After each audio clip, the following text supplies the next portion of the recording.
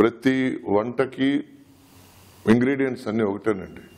But sometimes కొన్ని హోటల్కి వెళ్ళి మనం బా అక్కడ సూప్ ఉంది ఎక్స్ట్రాడినరీగా ఉందంటాం, లేదు అక్కడ బిర్యానీ ఉంది ఎక్స్ట్రాడినరీగా ఉంటుందంటాం. దానికి ఏదో ఒక ఎక్స్ ఫ్యాక్టర్ కలిస్తేనే దానికి మజా వస్తుందండి.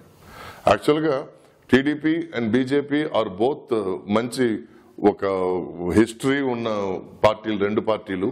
బట్ దానికి పవన్ కళ్యాణ్ అనే ఒక ఎక్స్ ఫ్యాక్టర్ కలిస్తే దాంట్లో మజా వచ్చింది. ఆయన మాట్లాడే మాటలు, డైనమిక్ స్పీచెస్, ప్లస్ ఆనెస్ట్గా ఆయన మాట్లాడడం, నిర్భయంగా మాట్లాడడం, ప్లస్ తను ఎదుటి వాళ్ళ గురించి జనం ఏమనుకుంటున్నారో అది మాట్లాడాడు ఆయన.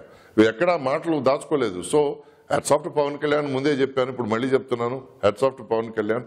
He was that X factor. ఎందుకంటే ఇది మంచి పార్టీ, వీళ్ళకి ఓటేస్తే బాగుంటుంది అన్న టైంలో ఓటేద్దాం అని ఒక చిన్న తను హీ గేవ్ దట్ పుష్.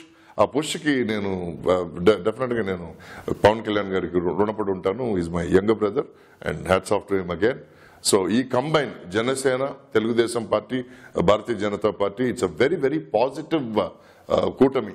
ఎందుకంటే ఈ 3 కూటమిల వల్ల అన్ని పర్పస్లు సాల్వ్ అయ్యాయి. ఎందుకంటే యువకులకి ఒక పార్టీని they need to look up to a party, because ఈరోజు యంగ్స్టర్స్ ఎక్కువ ఉన్నారు. దానికి జనసేన తోడ్పడింది. ప్లస్ గ్రౌండ్ లెవెల్లో rural and urban party, urban లో చొచ్చుకుపోయిన పార్టీ తెలుగుదేశం పార్టీ. దానికి తెలుగుదేశం పార్టీ ఆ క్రెడిబిలిటీ ఇవ్వడానికి ఉపయోగపడింది.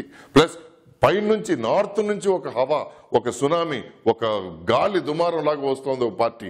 అది మనకి ఢిల్లీలో సీట్ పట్టుకుంటుంది, ఢిల్లీలో మోడీ గారు వస్తే మనందరికీ మంచి జరుగుతుంది అనే ఫీలింగ్ తీసుకొచ్చాడు ఆయన మోడీ గారు. సో ఈ 3 పార్టీలు కలవడం మన సీమాంధ్రకి నిజంగా స్వర్ణాంధ్ర రావడానికి అన్ని అవకాశాలు ఉన్నాయి.